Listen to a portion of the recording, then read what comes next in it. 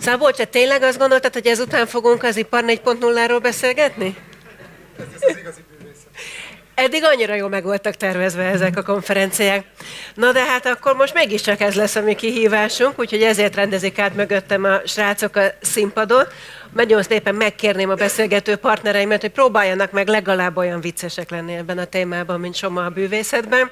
Egyébként a szereposztást azt hiszem most már ismeritek, Személy Obara lesz az egyik beszélgető partnerem ebben a pódiumbeszélgetésben, és csatlakoznak még hozzánk ezen kívül a többiek, akiket itt a nap folyamán láthattátok, tehát Fükő László a Robert Bosch Power Tools-tól, Oriol Cutrecasas és Agustin Tena Spanyolországból.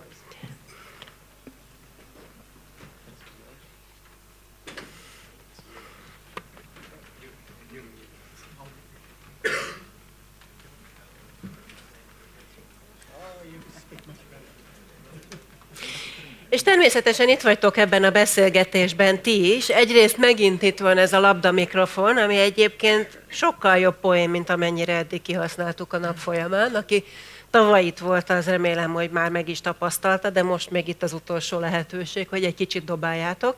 Tehát az egész beszélgetés ideje alatt ér kérdezni nektek is. Ha valaki felrakja a kezét, akkor szerintem megkapja azt a labdát, vagy szemkontaktust is lehet teremteni a fiatalemberrel. Nálam meg itt van egyébként a Slido is, úgyhogy lehet kérdezni így is azoknak, akik nem szívesen fedik fel magukat. Bár szerintem ezért a VB eredményére azért mindannyian egy kicsit csalódottak vagyunk. Itt volt a lehetőség, hogy megtudjátok, és egy ember nem vállalta be, hogy ő tette fel a kérdést. No de hát, mindegy, kérdezzetek inkább most.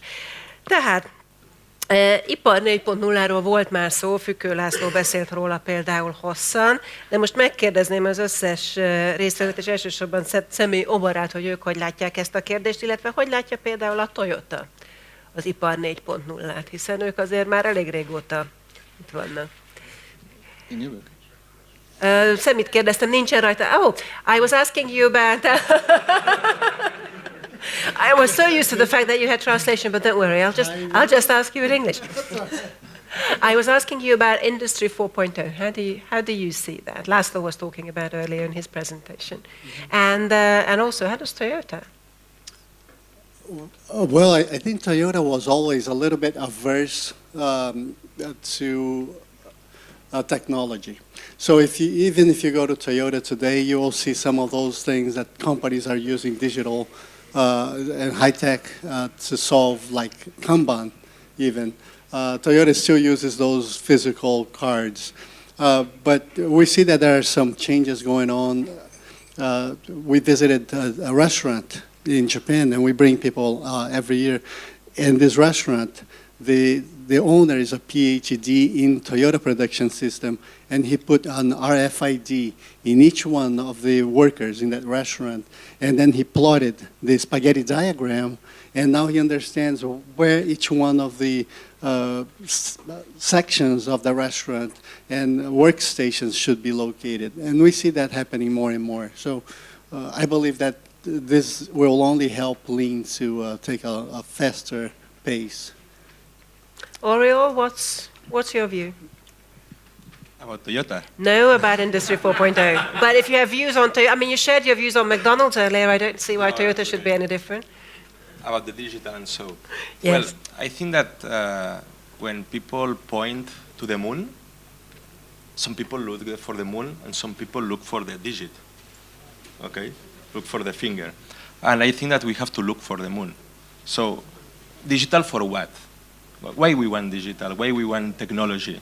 So I'm a good fan of technology. I use a lot of devices and kind of things, and I'm quite happy with all this, they say, digital movement, but always with a purpose. If we need to have a lot of information, to use for what? To use for make PDCA, to make improvements, or just to have it? If we have devices with these small things, maybe it's to ask for pull. To ask for pull for each of the parts that you need for each of the very particular component, for each of the particular customers. So I think that it's important, but always look for the moon. And then maybe one tool is digital, maybe another tool cannot be digital. So I'm not going to say don't look only for that, only manual, only digital, but look for the moon. and then maybe it's a good tool. Do you believe that it's an industrial revolution at all? The fourth industrial revolution, as some call it? Well, I think that every year is a revolution. So 5 years ago, 10 years ago, 15, 20, 50 years ago, there is a lot of revolutions. But really the important is how we use these revolutions. Otherwise, it's just passing through you, after you, over you, okay? And I think it's very important how to use these revolutions and next revolutions. We always say that we're teaching our kids to a job that still doesn't exist today. And also for the companies. We have to prepare our companies to learn and apply something today still doesn't exist. So I'm not worried for the today technology. I'm not worried for the today revolution or for the last year revolution. I'm worried for how we're going to use, how we are preparing our companies to get ready for the 2 days, 2 years, 2 decades revolution. This is what I'm really worried about, how we prepare to do the next. What's your answer to that question, Laszlo? How do you prepare Bosch? I think it is a revolution. It's definitely the case. And how we prepare, we want to be a technological leader in that area. It means we are preparing very much. We are preparing people to be able to deal with this. We are preparing processes. We are preparing the whole environment for this. And it is definitely a revolution, I think, and it is accelerating everything. I was already attending on conferences where we were talking about Industry 5.0 already. It means the Industry 4.0, I think it is some kind of indicator to accelerate the development. And it is, I think it is just the beginning. And what will be the result of the Industry 4.0? It's lead already to some visionaries to the Industry 5.0 thinking. Augustin, how does this apply to your line of work? We apply a lot of things of our technology because it's a very quick job. Our shops, for example, in our company, the supervisors doesn't been in every shop. It's just walking away in other shops, and we can lose the contact of every single shop. And for example, we have a application like WhatsApp, the same as Hangouts, the name. It's of Google, and we are in contact with that with our program. And we saw every minute, every second, whenever we want, we saw the amount of the cash the shop is making now, the sales, the media of the ticket, how many customers, how many, everything in every shop, and compare it with the budget of the shop of last week. And we can, if we saw some shops are going down, for example, we can call them, ask them if something is happening there, and try to solve it. And go there directly, try to solve that, help because maybe there's someone sick there, is not working properly, and just try to solve that. But the important is, because we have a lot of technology there, but the important is how we use that. For example, that we use a lot, but there's another things. They say, okay, yeah, this is very good for you, but you are not using that. And the important is the tools or the technology you are using every day and how you prepare for that. And we have a question from the audience. Jó napot kívánok, én Palánkai Zsolt vagyok, EON Hungária. Ugye most arról beszélünk, hogy ipar 4.0, és hogy itt korábban elhangzott, hogy már az ipar 5.0-ban is gondolkodnak. Jelenleg mi az a kihívás az ipar számára, amire így 5.0-ként vagy 4.0-ként a lean módszertan lehet a válasz? Tehát mi az, amit ebben a módszertanban így megoldásként vagy támogatásként keresnek, hogy már ipar 5.0 is így szóba kerül? In English, I think, yeah. First, we have to concentrate on Industry 4.0 because it is the next step, and of course we are aiming better competitiveness, better effectiveness to reach due to this Industry 4.0, and from my point of view. The main problem is how we can make decisions more effective, how we can get informations how we can collect information, how we can process the data. And the real world and the digital world is a system which is Industry 4.0. We are mirroring the real world into the digital world. We are collecting the data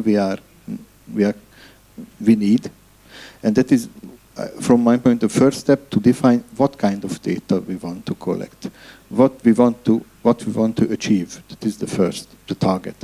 What kind of data we need for this, and if we have the digital world and we have the data, some algorithms, some artificial intelligence are processing this data, taking the decisions fast, giving this input into the real world, and it is executed then. It means the precise data collection, the high quality of the data, the high quality of the decision methods, and the fast execution, they are bringing us on a much better, much higher level on effectivity and effectiveness. And we can eliminate the losses, the waste, and we are gaining effectivity. I'm sorry, I have to apologize to our guests. I keep forgetting you're not wearing headsets any longer. So the gentleman was asking essentially about the relationship between lean and the lean approach and Industry 4.0. Is there anything in this methodology, school of thought, that would be used or that you might be looking to in preparation to Industry 4 or even 5.0, he was saying? I think that we're behind. No, not lean. Work, let's say. We have something in our pocket called phone and mobile, smart, and we use a lot of apps for everything in our life except for working. Well, maybe mail, but not too much. So we have a lot of things. That, for example, what Agus said, they have a lot of databases.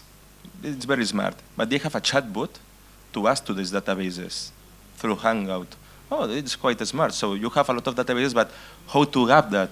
Okay, through your phone cell.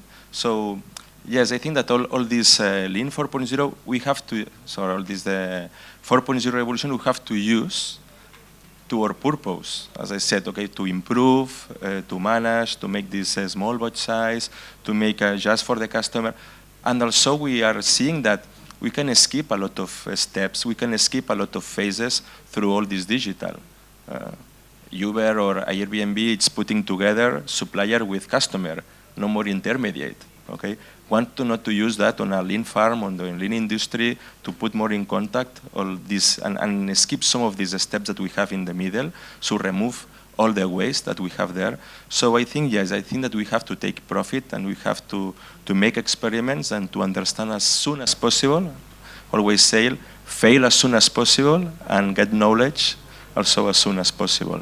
So I think that, yes, we have to learn a lot, to apply. We know that probably maybe Toyota was not the first one to use robots, maybe it's not the first one to use a lot of digital revolution, but first understand the purpose, make experiments, and then apply. So yes, we have a lot of work to do. Sami? Well, I was sharing with a group earlier today that sometimes we have the data and it's so difficult for us to make a good decision based on the data we have. So maybe one of the focus that we need to pay more attention to is what are you going to do if we have more data than we have today? I remember the last time we brought a group to Japan, we had a vice president of Toyota sitting together with us during dinner, and people asked him, how much data do you really need to make good decisions? And he said, well, I need 30 years of data so I can make good decisions. And they asked, well, what if you don't have 30 years? And he said, well, then it can be 20. So then you can see that the importance of having good data, but then how are you going to analyze and act upon that data that you have? I think if we can start focusing on that analysis and how to interpret and what kind of actions to take, then this is going to be good preparation for that day. What about the pioneers? Does this mean that you should never set out to do something that doesn't already have a lot of data to back it up? That's a good question. You know, I believe that in many cases, probably more often than not, we get good results from even without data, and then we start relying or maybe believing that we really don't need to pay that much attention. And that's the reason why if you can choose between having great processes and bad results, or having great results and bad processes, most people would choose, I prefer great results, even if the processes are not good. But whenever you have great results but bad processes, it's very difficult to replicate that same good results over and over consistently. Whereas if you have good processes, even though your results are not good, it's easier for us to work on the process until your results get better. So good processes lead you to learning, while great results, it's just pure luck. Közben szeretnék mindenkit biztatni, hogy használjátok a mikrofon, mert az ott van, és dobni is lehet. Tehát, hogyha valaki jó messze tenné fel a kezét, akkor az annál viccesebb lenne, mert akkor repülhetne a mikrofon. Nem csak azokra vonatkozik, akik ott ülnek a közelben. Meg itt van a Slido is persze, de addig persze szívesen kérdezek én. I was just giving them some encouragement to ask questions themselves. I also have Slido. And I'm not sure everybody has been to your presentation, but we were basically... Oriol and Augustin were describing how they transformed the chain of bakeries, 365. And I guess you could say that that's a small and medium-sized company, especially when it comes to a single one that's obviously small, even with a chain or a franchise, but still medium-sized. How would you see the difference between transforming a big multinational or a giant company with lots of different types of activities, like the kinds that a lot of people in this room represent, and a small SME? My experience is a small company, but I think in the beginning it's more or less the same. You have to do a small example, a small part of the company, try with that, have experience with that, like with the people, with the people is there in the company, the culture of the company. And when you are ready with one small part of the company, in my case a shop, maybe in another case is a part of a process, when you have your challenge and you get your knowledge to be strong for continuing, just continue with bigger parts of the company. For us, it's a shop. The second one is a second shop. Well, first is the factory, after the shop, and we start with another shop, after the franchise, whatever. But I suppose in a very, very big company, they start in the same way. I suppose that. Oriol? Well, really sometimes people ask, can this work in a shop? And I say, I don't know. With blonde people, I don't know. Mm-hmm. This work in pharmacy? I don't know. With tall people? I don't know. Mm-hmm. Oh, this work in, I don't know, in hotels, or I don't know, with dark people, I don't know. So really what is different from one company to the other is people. So all the other is the same. As long as you have a problem, you have processes and you have people, you can do lean. There is no real a difference. And as I would say, start small, start with pilots.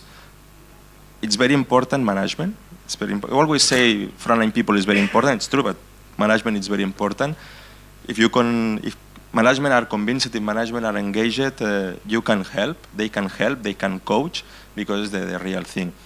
And also always when we go to a company, we always say three things. First thing is that we don't want to work, okay? You have to do everything. Second thing is we want to leave as soon as possible. And third thing is we are not very good in marketing, which is obvious for the first two. And this is what we have to do. So they have to coach for themselves. And they have to pick something small, make pilots, understand, learn, and then replicate. And that's all. And we didn't find much difference between a big company or a small company. Where we find much difference is where, I don't know what to say, but, well, when people are very smart, this is more difficult. More difficult? More difficult. So when you have doctors, when you have engineers, when you have the top engineers, the top doctors, the top managers, this is where it's more difficult. And why is that, you think? I don't know. Probably because they have a lot of thinking. They have a lot of things So thinking accumulating and brains are counterproductive yeah, to success? they have a lot of things to put as a barriers, and this is a danger. So when we work with doctors, engineers, top management, this is a difficult. So difficult is not big companies or small companies. Difficulty is how people see themselves. And because you have to deconstruct a little the building that you have built for your own.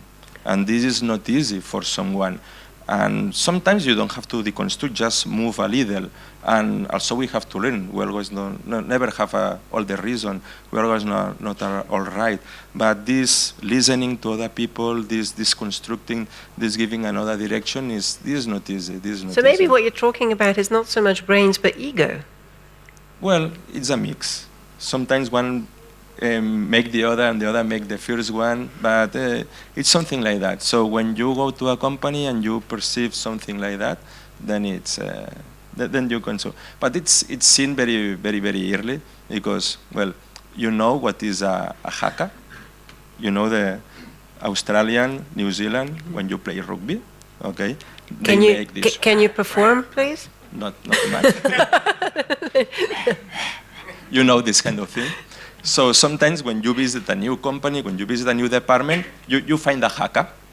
Mm-hmm. Okay, you find a group of people showing how good they do the things and how you don't have to do a change, why the company is wrong, trying to do a change and everything. And they're showing like a haka. Mm-hmm. After seeing many, you take it as it's very nice, local folklore. Okay. In this place, yes, very nice, and how they display, and they show how good they are, and how good the things they do, and these kind of things. And it's like a haka, and it's quite nice to see. But you realize how difficult it is for this company, for this department, for these people to change. Maybe they don't need to change, really. So maybe they are very good, and they don't need to change, and you perceive that. So it's not about big companies or small companies, it's about people always, including myself. Laszlo, you said earlier that the people in your factory were actually buying into the whole idea of the transformation the entire time. Is that because you don't hire smart people?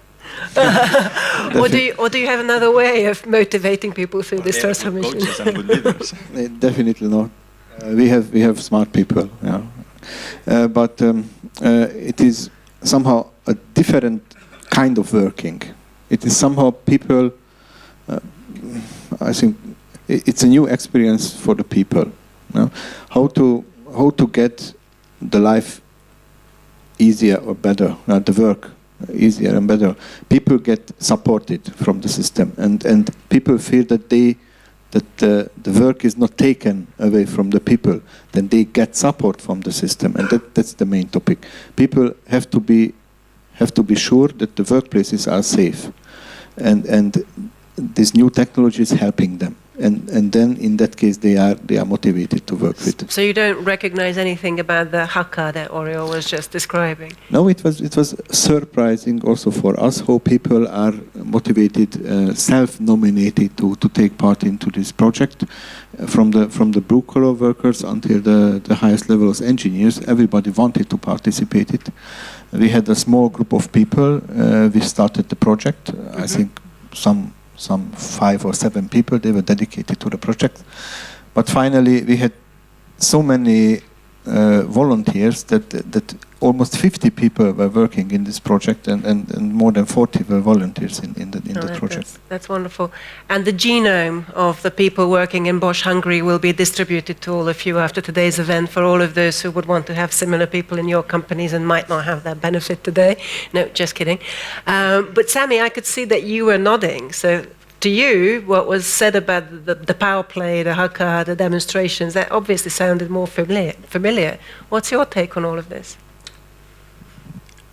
Well, I believe that depending on the size of the company, there is some pros and cons. For example, there are companies that are so big, it's impossible for you to get to the top. So you can do a top-down approach. You have to go to one department, and from that one department start, or one process, start showing the value, and all the way so top management can see and demand that all the other plants in the group follow the same way. But on the other hand, having a smaller group, or maybe it's a company of 50 to 100 people, most of the times you can get to the top right away. You can make things happen, but then they say, well, we don't have the resources. Who's going to be doing that? They are not used to, delegating some of those people to doing some of the work or implementation of Lean. And then if they have to outsource things, they are not used to that kind of sophistication either. So there are pros and cons, but I think what Oriel said is so key. It all falls on people. And sometimes we still think, well, it's all about tools, just go implement tools.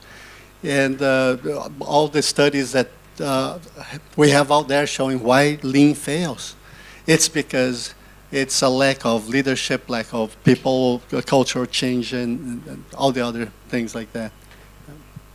Here's a question from someone who's obviously been to Oriol and Augustine's presentation. They want to know, how can we help people to think out of the box to really do something so differently, like putting the sink in the middle? The sink in the middle was something that you guys did in the cafe, 365 Cafe. So everybody who's been to that workshop knows what we're talking about, but basically it's a simple idea that transforms the entire workflow. So I guess these guys will know as well, but why don't you have a go at that question first, because you have the actual sink experience also. Observing. So they arrive to this idea making an spaghetti. They make an spaghetti and say, why we're doing that with the people? And why we go this place too many times? And this is the answer, because of the sink. And why the sink? Oh, because it's obvious. Yes, we use the sink for everything in the coffee. From a sandwich, from a coffee, from everything starts and ends in the sink. So it has to be in the middle. But I remember also in another, we work in a hospital, and it was the trauma doctor making the spaghetti of a nurse. And he was the head of the trauma. It was a medium hospital. And after making the spaghetti, half an hour say, Oriol, come here. Do you see that? This is normal? Yes, it's quite normal.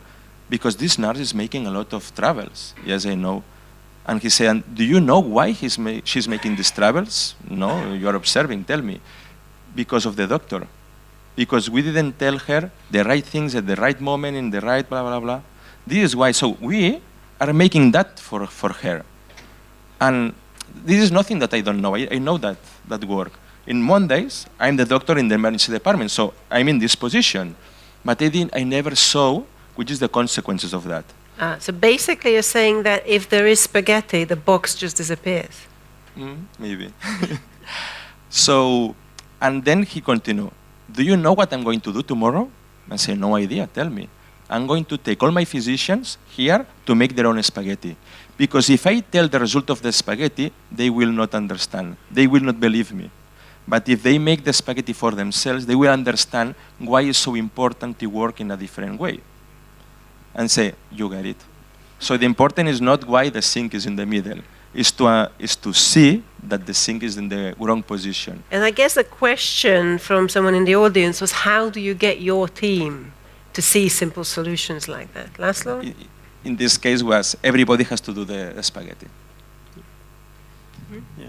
I think the same is observation, take them outside the shop, in our case, and look how is the customer's movements, how is the assistant B movements, and how they can just simplify the steps to be quicker with the customer.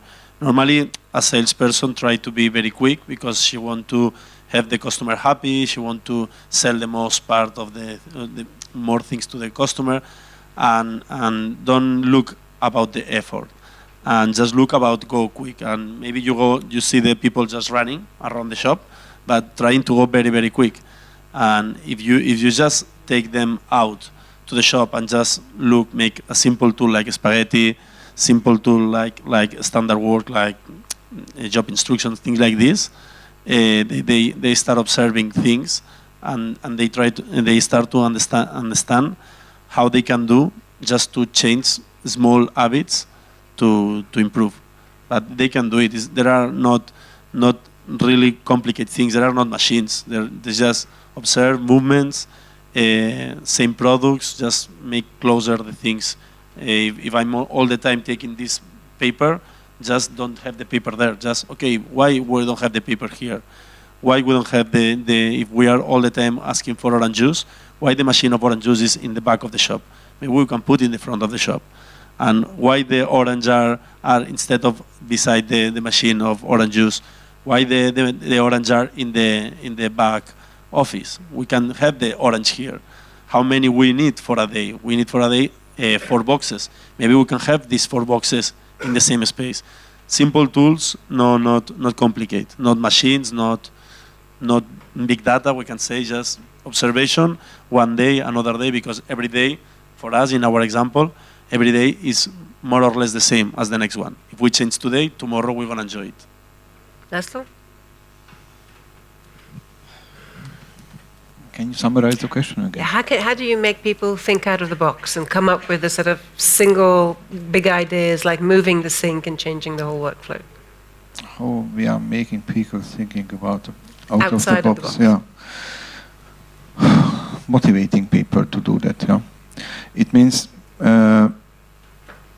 they are forced to think big. It means there is one daily routine when we have to improve day by day. Yeah? And there is a certain process what we can achieve. But if we allow the people to think big, then they are also able to thinking out of the box. And for example, our project was a kind of revolutionary thing, and lots of people wanted to give input into that, and they were suggesting features and functions which were never used in the factory because it was not common. But if we allow them to think big, then they are able to think. So empower people, basically. And empower. Make them motivate and believe empower. that their ideas will matter, will be put in practice. Yeah. Sammy? Well, I believe that creating this sense of urgency, a lot of companies or a lot of countries, like Hungary is one example, they are so rich, they don't need to look for that solution that poorer countries or poorer companies need to. And when you don't have resources, you start becoming very creative to solve some of the problems. So if you go to countries, maybe East Timor, I was sharing with some of the groups here, they are very poor.